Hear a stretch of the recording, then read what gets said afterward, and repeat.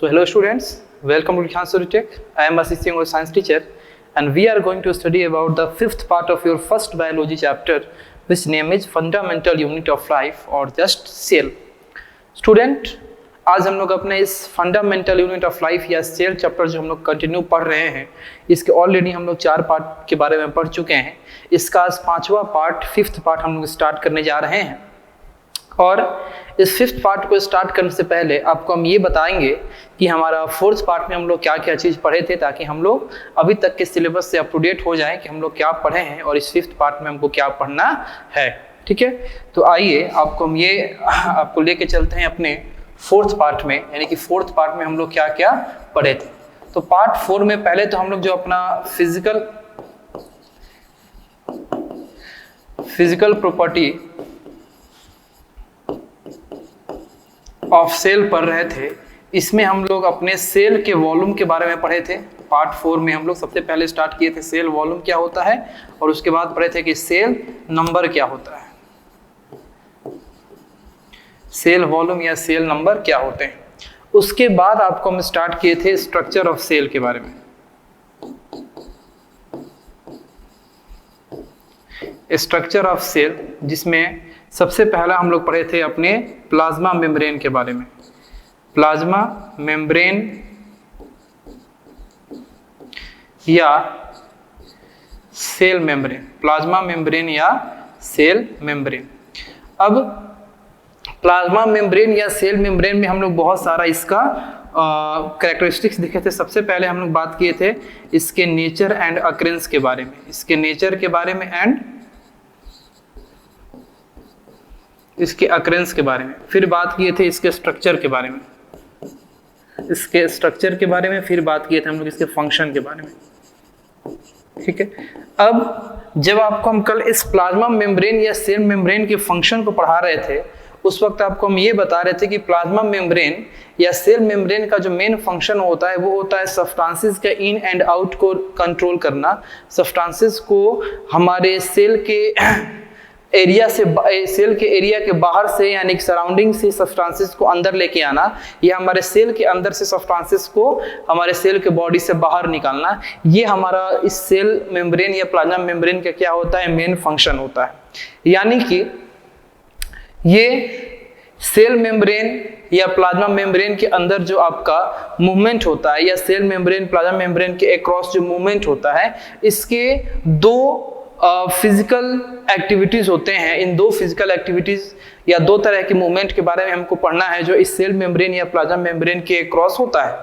और वो 2 आपके फिजिकल एक्टिविटीज या जो मूवमेंट है वो है आपके डिफ्यूजन एंड ऑस्मोसिस। ठीक है, तो डिफ्यूजन और ऑस्मोसिस कल भी हम नाम लिए थे और बोले थे कि जब हम अपना नेक्स्ट पार्ट पढ़ाएंगे आपको, तो ये डिफ्यूजन और ऑस्मोसिस के प्रोसेस को आपको बताएंगे कि ये डिफ्यूजन या ऑस्मोसिस जो है ये होता क्या है। ठीक है, अब देखिए सबसे पहले हम बात करेंगे डिफ्यूजन का।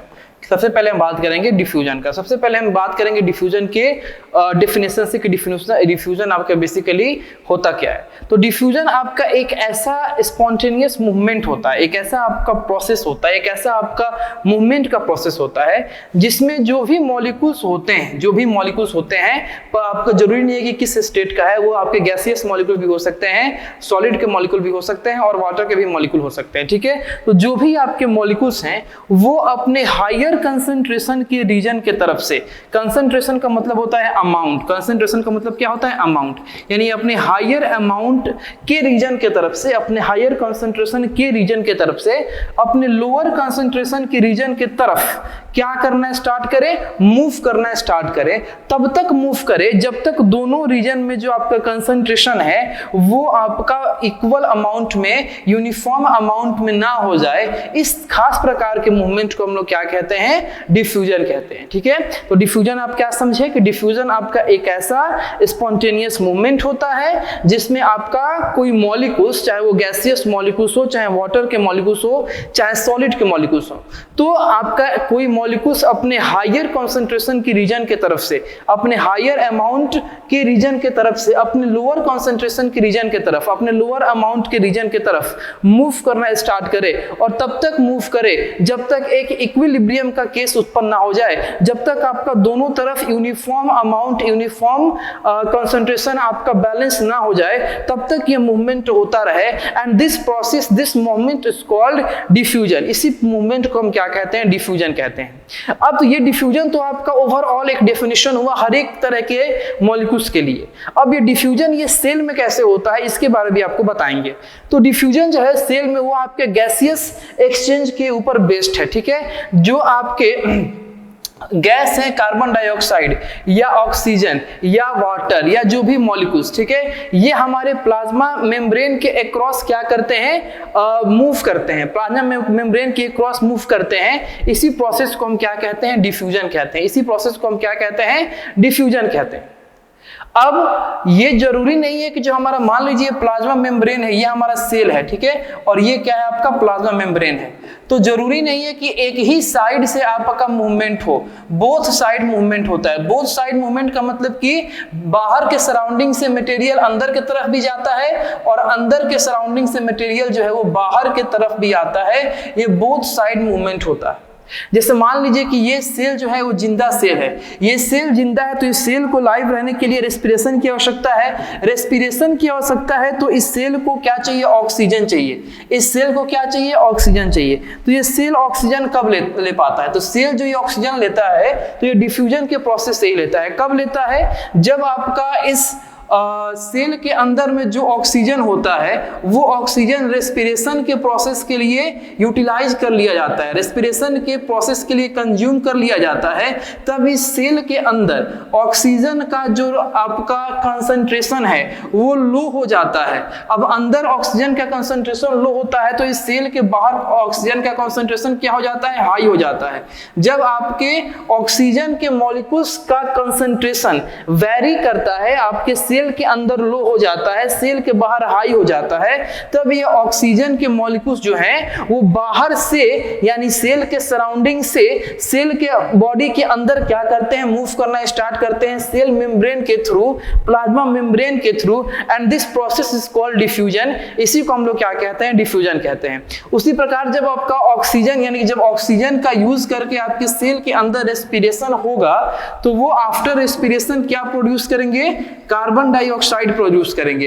अब ये कार्बन डाइऑक्साइड का जो कंसंट्रेशन है वो अंदर में हाई हो जाएगा और इस सेल के बाहर आपका लो हो जाएगा। तो फिर वो कार्बन डाइऑक्साइड जो है वो फिर से डिफ्यूजन के ही प्रोसेस से सेल के अंदर से सेल के बाहर आना स्टार्ट करेगा थ्रू अ प्लाज्मा मेम्ब्रेन, ठीक है। तो ये आपका होता है डिफ्यूजन, जहां पे कोई मॉलिक्यूल्स जो है वो एक अपने हायर कॉन्सेंट्रेशन के रीजन से अपने लोअर कॉन्सेंट्रेशन के रीजन की तरफ क्या करे? मूव करना स्टार्ट करे, ठीक है। अगर हम बात करें डिफ्यूजन के रेट का, रेट ऑफ डिफ्यूजन का, तो सबसे ज्यादा जो डिफ्यूजन है, सबसे फास्ट डिफ्यूजन जो है वो आपका होता है किसमें? गैस में। गैसियस मॉलिक्यूल में आपका सबसे फास्ट डिफ्यूजन होता है। गैसियस मॉलिक्यूल से कम आपका होता है किससे? वाटर के मॉलिक्यूल्स में, ठीक है, या लिक्विड मॉलिक्यूल्स में, वाटर मॉलिक्यूल्स में या लिक्विड मॉलिक्यूल्स में। और इससे भी कम होता है आपके सॉलिड के मॉलिक्यूल्स में, सॉलिड के मॉलिक्यूल्स में। ये डिफ्यूजन का रेट है, ये डिफ्यूजन का क्या है? रेट है। अब गैसियस मॉलिक्यूल तो इतना ना फास्ट होता है, जैसे मान लीजिए कि आपका बेडरूम है, ये आपका क्या है? बेडरूम है या स्टडी रूम है, ठीक है, और यहाँ पे आपका किचन है, यहाँ पे मम्मी जो है आपकी खाना बना रही हैं। अब यहाँ से जो खाने का स्मेल होता है वो इस एयर में डिफ्यूज कर करके आपके बेडरूम तक चला आता है और आपको पता चल जाता है कि ये खाना क्या बन रहा है, स्वादिष्ट बन रहा है, कैसा बन रहा है, आप स्मेल करके बता सकते हो, क्योंकि वहां पे एयर में क्या हुआ? डिफ्यूजन हुआ। एयर में डिफ्यूजन होगी, वो फ्रेग्रेंस जो है वो किचन से आपके तक आया, ठीक है। तो ये आपका डिफ्यूजन इन क्या है? गैस है। उसी प्रकार अगर डिफ्यूजन हम लिक्विड का बात करें तो यहाँ पे आपको हम एग्जांपल दिए, जैसे मान लीजिए कि ये आपका कोई, चलिए इंक, मान लीजिए इसको, ये इंक आपकी क्या है? मॉलिक्यूल है, ये इंक का मॉलिक्यूल है, ठीक है, और ये आपका वाटर है, ये क्या है? वाटर है। अब आप देख लो कि ये इंक जो है एक ही जगह पे बहुत ज्यादा इकट्ठा है, यानी यहाँ पे इंक का जो कंसंट्रेशन है वो हाई कंसंट्रेशन है और इस एरिया में इंक का जो कंसंट्रेशन है वो लो कंसंट्रेशन है।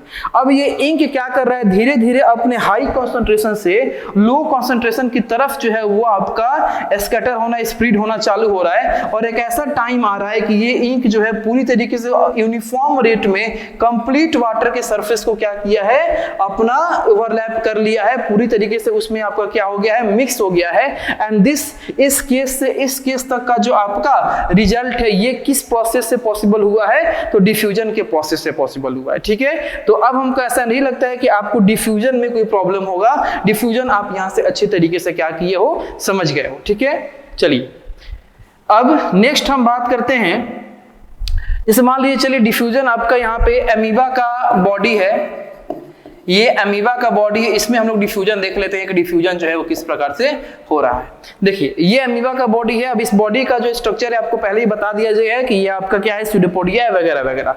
अब देखिए ये अमीबा का जो बॉडी है वो ऑक्सीजन को क्या किया है, यूज कर लिया है। किसके लिए यूज किया है, रेस्पिरेशन के लिए यूज किया है। तो ऑक्सीजन को रेस्पिरेशन के लिए यूज किया है तो ऑक्सीजन का जो कॉन्सेंट्रेशन है इसके बॉडी के अंदर कम हो गया है, तो बाहर से जो आपका ऑक्सीजन है वो आपका इस सेल में क्या हो रहा है, डिफ्यूज हो रहा है। उसी प्रकार से यहाँ पे कार्बन डाइऑक्साइड का मात्रा ज्यादा हो गया है, तो यहाँ से अब कार्बन डाइऑक्साइड जो होगा वो हमारे सेल के क्या करेगा, बाहर निकलेगा। तो ये डिफ्यूजन से ही क्या हुआ है, आपका पॉसिबल हुआ है। अब नेक्स्ट जो आपका मूवमेंट होता है, नेक्स्ट जो आपका फिजिकल एक्टिविटी होता है हमारे सेल मेम्ब्रेन या प्लाज्मा मेम्ब्रेन के थ्रू, वो है ऑस्मोसिस। अब ऑस्मोसिस क्या होता है इसके बारे में समझते हैं। ठीक है, तो osmosis is the spontaneous movement of water और liquid molecules through a selective permeable membrane, या तो प्लाज्मा मेम्ब्रेन या कोई मेम्ब्रेन, इज कॉल्ड ऑस्मोसिस। ठीक है, अब देखिए जो भी डिफ्यूजन आपका हो रहा है उस कंप्लीट डिफ्यूजन के प्रोसेस अगर लिक्विड में होता है, अगर वाटर में होता है, तो अब उसको डिफ्यूजन ना कह के हम क्या कहेंगे, उसको हम लोग ऑस्मोसिस कहेंगे। यानी ऑस्मोसिस में भी प्रोसेस आपका वही है कि कोई मॉलिक्यूल आपका हायर कॉन्सेंट्रेशन से अपने लोअर कॉन्सेंट्रेशन के तरफ क्या करे, मूव करे। एक सेमी परमिएबल मेम्ब्रेन, एक सेमी परमिएबल मेम्ब्रेन, चाहे वो आपका न्यूक्लियर मेम्ब्रेन हो, चाहे वो आपका प्लाज्मा मेम्ब्रेन हो, सेल मेम्ब्रेन हो, तो एक पतले से मेम्ब्रेन के थ्रू, एक पतले से लेयर के थ्रू, एक पतले से झिल्ली के थ्रू आपका कोई मॉलिक्यूल्स हायर कॉन्सेंट्रेशन से लोअर कॉन्सेंट्रेशन की तरफ मूव कर रहा है, और वो मॉलिक्यूल्स अगर वाटर का है, अगर लिक्विड का है, then this movement is called osmosis. इस मूवमेंट को हम लोग क्या कहते हैं, ऑस्मोसिस कहते हैं। इसको हम लोग क्या बोलेंगे, ऑस्मोसिस बोलेंगे। ठीक है, अब osmosis is a purely a mechanical diffusion process by which cells absorb water without spending any amount of energy.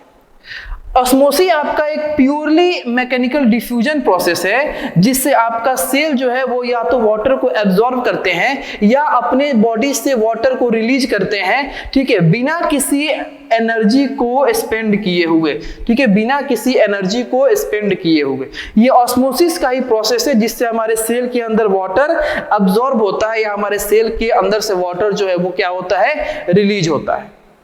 अब इस ऑस्मोसिस के प्रोसेस को समझने के लिए हम आपको एक एक्टिविटी करेंगे और उस एक्टिविटी के कुछ कंक्लूजन के बारे में आपको हम बताने का प्रयास करेंगे। एक्टिविटी हम ये करेंगे कि हम दो तरह का सेल लेंगे, एक लेंगे एनिमल सेल और एक लेंगे प्लांट सेल। ठीक है, एनिमल सेल में हम कौन सा सेल लेंगे, हम लेंगे आरबीसी। ठीक है, red blood cell, red blood cell, ये स्फेरिकल होता है। और प्लांट सेल में हम कौन सा लेंगे, हम लोग रियो सेल लेंगे। हम लोग क्या लेंगे, रियो सेल्स लेंगे। अब हम क्या करेंगे, इस आरबीसी को, रेड ब्लड सेल को या इस रियो सेल को हम लोग क्या करेंगे, या तो शुगर सॉल्यूशन में, शुगर सॉल्यूशन का मतलब क्या हुआ, शुगर प्लस वाटर। ठीक है, एंड या तो सॉल्ट सॉल्यूशन में, सॉल्ट सॉल्यूशन में, सॉल्ट सॉल्यूशन का मतलब आपका सॉल्ट प्लस वाटर। तो जो आप लोग शुगर सॉल्यूशन लोगे या जो आप लोग सॉल्ट सॉल्यूशन लोगे, उसमें आपको इस आरबीसी यानी रेड ब्लड सेल को और इस रियो सेल को क्या करना है, डालना है।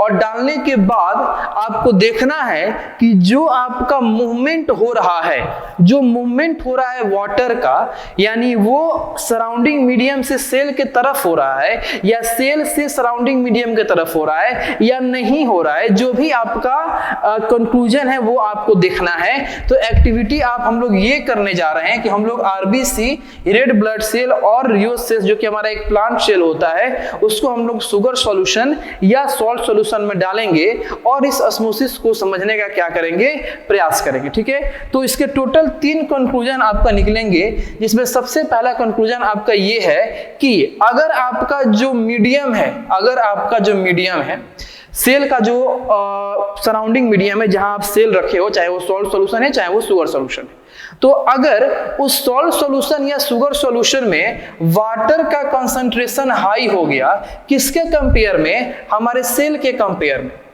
हमारे सेल के इंटरनल कंपोजिशन के कंपेयर में, अगर हमारे सराउंडिंग मीडियम में वाटर का कंसंट्रेशन कैसा हो गया है, हाई हो गया है, यानी कि हमारा सॉल्यूशन क्या हो गया है, बहुत ज्यादा डाइल्यूट हो गया है, उस वक्त हमारा सेल क्या करेगा, वाटर को गेन करना स्टार्ट करेगा, यानी वाटर को उस मीडियम से लेना स्टार्ट करेगा। क्यों स्टार्ट करेगा, क्योंकि उधर कंसंट्रेशन हाई हो गया है, हमारे सराउंडिंग मीडियम में कंसंट्रेशन हाई हो गया है और हमारे सेल के अंदर कंसंट्रेशन लो हो गया है। तो ये ऑस्मोसिस के प्रोसेस से आपका वो वाटर जो है वो उस हायर कंसंट्रेशन से इस लोअर कंसंट्रेशन में आना स्टार्ट करेगा एंड वही आपका कहलाएगा कि वो ऑस्मोसिस का प्रोसेस हो रहा है। अब जब ऐसा काम होगा, हमारे सेल के सराउंडिंग मीडियम से वाटर हमारे सेल के अंदर एब्जॉर्ब होना स्टार्ट करेगा, देन उस सॉल्यूशन को हम लोग क्या बोलेंगे, हाइपोटोनिक सॉल्यूशन बोलेंगे। उस सॉल्यूशन को हम लोग क्या बोलेंगे, उस डाइल्यूट सॉल्यूशन को हम लोग क्या बोलेंगे, हाइपोटोनिक सॉल्यूशन। यानी जब उस सराउंडिंग मीडियम से वाटर हमारे सेल के अंदर आना स्टार्ट करे। अब देखिए, ये आपका वाटर जो हमारे सराउंडिंग मीडियम से सेल के अंदर आएगा, वो प्लाज्मा मेम्ब्रेन के अक्रॉस पास करके आएगा। तो वैसे तो जब आप उसमें डालिएगा, जब आप सॉल्यूशन में, सॉल्ट सॉल्यूशन में और शुगर सॉल्यूशन में अपने सेल को डालिएगा, तो जो मूवमेंट होगा वाटर का वो बोथ डायरेक्शन में होगा, लेकिन ज्यादा वाटर जो है वो आपके सेल के अंदर इंटर करेगा और कम वाटर सेल से निकलेगा। अब ज्यादा वाटर सेल के अंदर इंटर कर रहे हैं और कम वाटर सेल से निकल रहे हैं, क्यों? क्योंकि कंसंट्रेशन बाहर का हाई है और अंदर का लो है, तो ज्यादा से ज्यादा मात्रा में वाटर बाहर से अंदर आएंगे। किसके कंपेयर में? अंदर से बाहर जाने के कंपेयर में। ठीक है, तो जो नेट मूवमेंट हमारा होगा, जो टोटल मूवमेंट होगा, वो इस कंक्लूजन पे आके आपका स्थिर हो जाएगा कि हमारा वाटर कहां से कहां आ रहा है, बाहर से अंदर आ रहा है। हम सिर्फ ये याद रखेंगे, हमारा वाटर कहां से कहां आ रहा है, बाहर से अंदर आ रहा है। तो जब आपका सराउंडिंग मीडियम से आपका वाटर अंदर सेल में आएगा, उस वक्त सेल जो होगा वो आपका स्वेल अप कर जाएगा, फूल जाएगा, सूज जाएगा, पूरी तरीके से इन्फ्लेट हो जाएगा, पूरी तरीके से क्या हो जाएगा, इन्फ्लेट हो जाएगा। अब उस तरह का स्वेलन आरबीसी को, उस तरह के फूले हुए आरबीसी को, वो आपका मे बी अल्टीमेट बस्ट भी कर सकता है, फूट भी सकता है, और उसको हम लोग क्या बोलेंगे, हेमोलाइज्ड बोलेंगे। क्या बोलेंगे? हेमोलाइज्ड बोलेंगे। ठीक है, हेमोलाइज्ड बोलेंगे। ठीक है, अब जैसे देखिए, ये नॉर्मल आपका साइज नहीं है सेल का। यहाँ पे क्या, ये सराउंडिंग मीडियम वाटर है, यहाँ पे ये सराउंडिंग मीडियम क्या है, वाटर है। ठीक है, ये पहले जमाने के टेलीविजन जैसा दिख रहा है कि आपका टेलीविजन एक फ्रेम में आता था, तो मत समझिए कि टीवी आपका लगा हुआ है ना। यहाँ पे एक सराउंडिंग मीडियम है और इस सराउंडिंग मीडियम में आपका ये सेल पड़ा हुआ है। ये नॉर्मल साइज नहीं है सेल का, सेल इससे छोटा होता है। ये स्वेल अप कर गया, ये फूल गया है और फूलने के चलते ये बड़ा आपको दिखाई दे रहा है। ठीक है, तो मान लीजिए कि ये आपका रेड ब्लड सेल है। ठीक है, और ये वाटर में हम क्या किया, यानी कि अपने सॉल्यूशन में इसको डाले हैं। तो रेड ब्लड सेल को सॉल्यूशन में डाले हैं, तो पूरी तरीके से ये क्या हो गया है आपका, देखिए पूरी तरीके से आपका अंदर से बाहर आपका जा रहा है, बाहर से अंदर जा रहा है मटेरियल, और ये पूरी तरीके से स्वेल अप कर गया, पूरी तरीके से क्या हो गया है, फूल गया है। ठीक है, तो ये वर्ड याद रखिएगा हेमोलाइज्ड, यानी कि जब आपका हाइपोटोनिक सॉल्यूशन में, जब हम लोग हाइपोटोनिक सॉल्यूशन में अपने सेल को क्या करते हैं, इंसर्ट करते हैं, तब आपका सराउंडिंग मीडियम से वाटर हमारे सेल के अंदर मूव करना स्टार्ट करता है, जिसके रिजल्ट स्वरूप हमारा सेल जो है वो आपका स्वेलअप हो जाता है, बस्ट भी कर जाता है। इसी कंडीशन को हम लोग क्या बोलेंगे, हेमोलाइज्ड के नाम से जानेंगे। ठीक है, चलिए, तो सबसे पहला आपका ऑस्मोसिस का सबसे पहला आपका कौन सा टाइप है सॉल्यूशन का, तो हाइपोटोनिक सॉल्यूशन, हाइपोटोनिक सॉल्यूशन। ठीक है, हाइपोटोनिक सॉल्यूशन, जिस वक्त आपका सराउंडिंग मीडियम का कंसंट्रेशन हाई हो जाता है और हमारे सेल के अंदर का कंसंट्रेशन क्या हो जाता है, लो हो जाता है। तो पहला पॉसिबिलिटी हमारा ये बना था, जब हम अपने सेल को कहाँ डाले थे, अपने हम लोग शुगर सॉल्यूशन या सॉल्ट सॉल्यूशन के अंदर डाले थे, तो पहला पॉसिबिलिटी ये था। दूसरा पॉसिबिलिटीज क्या बनता है कि दूसरा पॉसिबिलिटीज में ऐसा हो सकता है कि हमारा जो सराउंडिंग मीडियम है सेल का, और जो हमारा सेल के खुद का क्या है आपका कंसंट्रेशन है, वो क्या हो जाए, सेम हो जाए। वो क्या हो जाए, सेम हो जाए, यानी कि वाटर का कंसंट्रेशन हमारे सराउंडिंग मीडियम का और हमारे सेल का दोनों में क्या हो जाए, सेम हो जाए। तो रिजल्ट स्वरूप आप ये होगा कि कोई नेट मूवमेंट आपका वाटर का इस प्लाज्मा मेम्ब्रेन के थ्रू आपको नहीं दिखेगा। कोई नेट मूवमेंट, ना आपका वाटर अंदर से बाहर जाते हुए दिखेगा, ना वाटर बाहर से अंदर आते हुए दिखेगा, क्योंकि दोनों तरफ का जो आपका कंसंट्रेशन है वो क्या हो चुका है, सेम हो चुका है। और इस तरह के सॉल्यूशन को हम लोग क्या बोलेंगे, आइसोटोनिक सॉल्यूशन बोलेंगे। यानी आइसोटोनिक सॉल्यूशन बेसिकली आपका एक ऐसा सॉल्यूशन होता है जिसमें हमारा सेल के बाहर, यानी सेल के सराउंडिंग मीडियम में और सेल के अंदर का जो वाटर कंसंट्रेशन होता है वो क्या होता है, आपका सेम हो जाता है, यूनिफॉर्म हो जाता है, इक्विलिब्रियम केस में हो जाता है। अब देखिए, इस केस में वाटर आपका प्लाज्मा मेम्ब्रेन को दोनों साइड से क्या करेगा, क्रॉस तो करेगा, लेकिन कोई भी डायरेक्शन से ऐसा नहीं होगा कि वाटर कहीं से ज्यादा आ रहा है, कहीं से क्या हो रहा है, कम आ रहा है। तो हम लोग ये बोलेंगे कि there is no overall movement of water, कोई आपका ओवरऑल मूवमेंट वाटर का नहीं हो रहा है, क्योंकि दोनों तरफ आपका कंसंट्रेशन जो है वाटर का वो क्या हुआ पड़ा है, सेम हुआ पड़ा है। तो जब दोनों तरफ वाटर का कंसंट्रेशन सेम है, ना बाहर से वाटर अंदर आ रहा है, ना अंदर से वाटर बाहर जा रहा है, तो आपके सेल के साइज में, आपके सेल के साइज में किसी प्रकार का कोई चेंजेज नहीं होगा। ना वो सेल स्वेलअप करेगा, ना वो सेल आपका बस्ट करेगा, ना वो सेल श्रिंक करेगा, किसी प्रकार का कोई साइज में बदलाव नहीं होगा।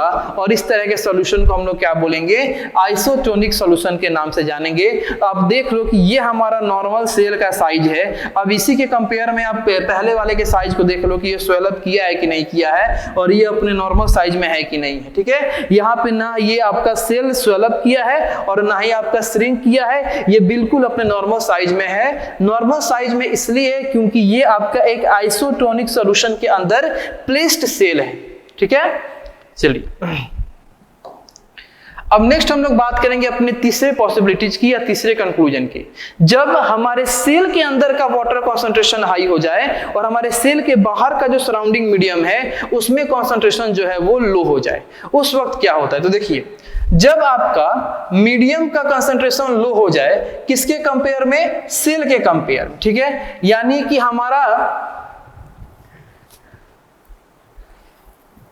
सॉल्यूशन कैसा हो जाए, कॉन्सेंट्रेटेड। कॉन्सेंट्रेटेड का मतलब होता है लेस अमाउंट ऑफ वाटर। तो हमारा सॉल्यूशन कैसा हो जाए, कॉन्सेंट्रेटेड हो जाए। तो उस वक्त आपका जो सेल होगा उसके अंदर से वाटर क्या करेगा, निकलना स्टार्ट होगा। सेल हमारा वाटर लूज करना स्टार्ट करेगा, और इस तरह के सॉल्यूशन को हम लोग क्या बोलेंगे, हाइपरटोनिक सॉल्यूशन बोलेंगे। इस तरह के सॉल्यूशन को हम लोग क्या बोलेंगे, हाइपरटोनिक सॉल्यूशन के नाम से जानेंगे। यानी कि जब आपके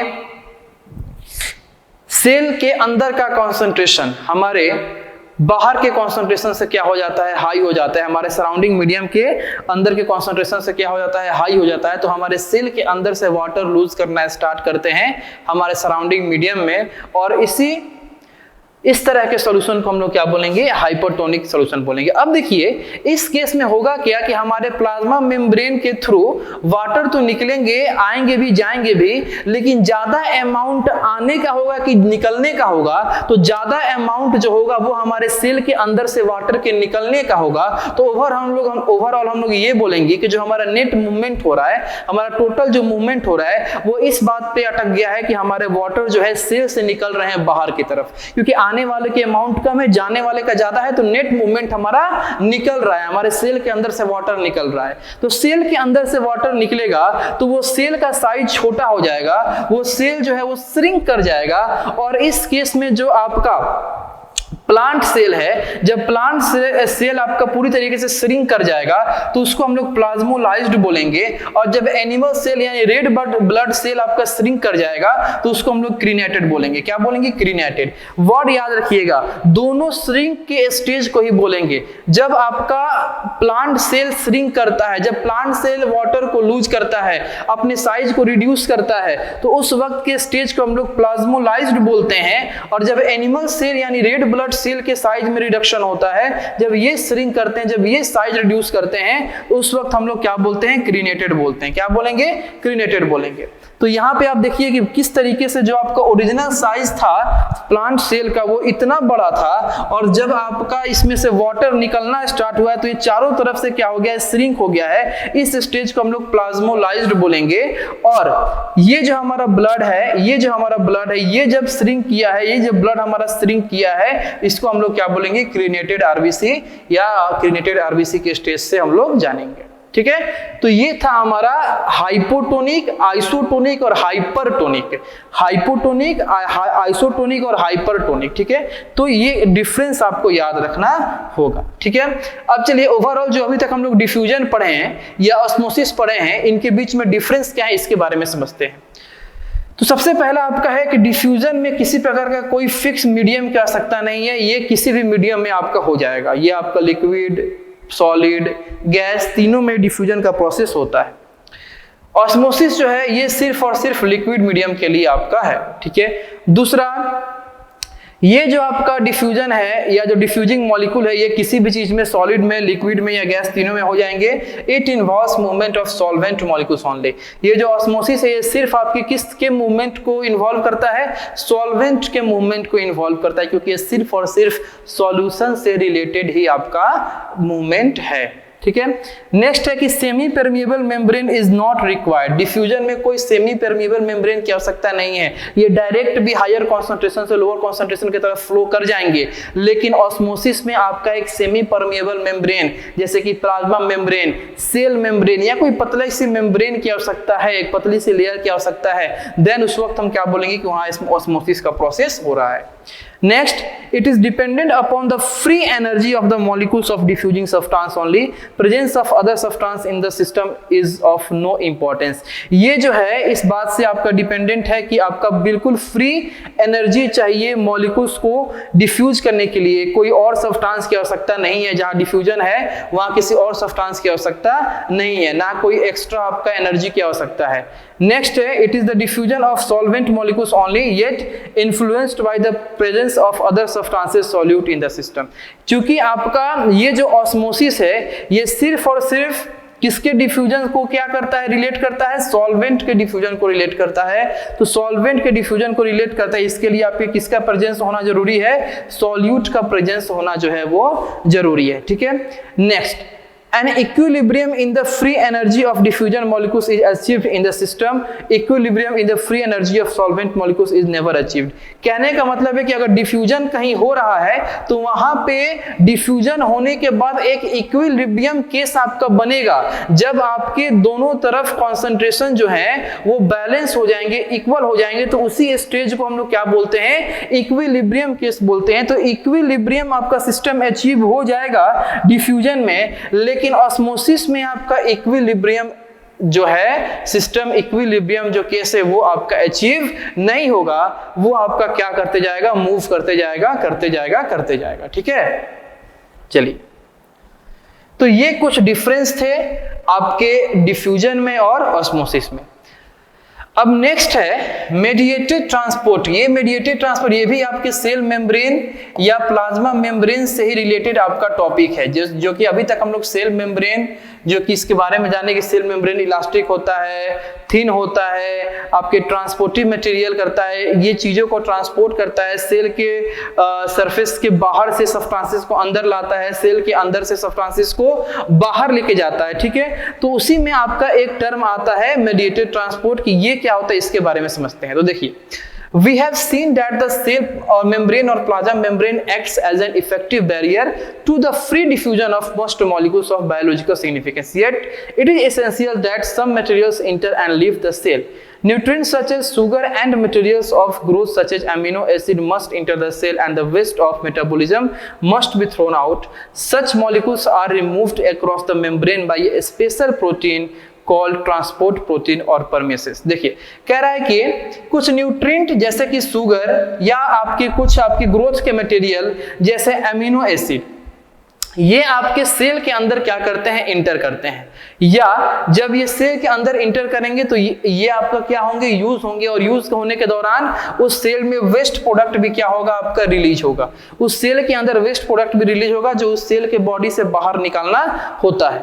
तो इन मॉलिक्यूल्स का जो आपका मूवमेंट होता है, इन मॉलिक्यूल्स का जो मूवमेंट होता है, ये एक स्पेशल प्रोटीन के द्वारा आपका क्या किया जाता है, कंट्रोल किया जाता है। एंड उसी स्पेशल प्रोटीन को हम क्या कहते हैं, ट्रांसपोर्ट प्रोटीन और परमेसेस के नाम से जानते हैं। कौन कौन से मॉलिक्यूल, जैसे कि मान लीजिए कि शुगर है, ये आपका ग्रोथ मॉलिक्यूल जैसे एमिनो एसिड है, जो आपका वेस्ट बन रहा है आपके सेल के अंदर, जो आपका वेस्ट बन रहा है, इन सबको क्या करना है, सेल के अंदर ले भी जाना है और वेस्ट को सेल के बाहर आपका निकालना भी है। तो ये सब जो मॉलिक्यूल हैं, ये आपके मेम्ब्रेन के थ्रू निकलते हैं, किसके द्वारा, एक स्पेशल प्रोटीन के द्वारा। इसी स्पेशल प्रोटीन को हम लोग क्या कहते हैं, ट्रांसपोर्ट प्रोटीन बोलते हैं या परमेसेस बोलते हैं, ठीक है। अब ये कैसे आपका ये ट्रांसपोर्ट प्रोटीन या परमेसेस कैसे ये सेल मेम्ब्रेन के थ्रू इनको बाहर निकालते हैं, इसके बारे में समझते हैं। तो permeases form a small passageway through the membrane, enabling the solute molecule to cross the phospholipid bilayer.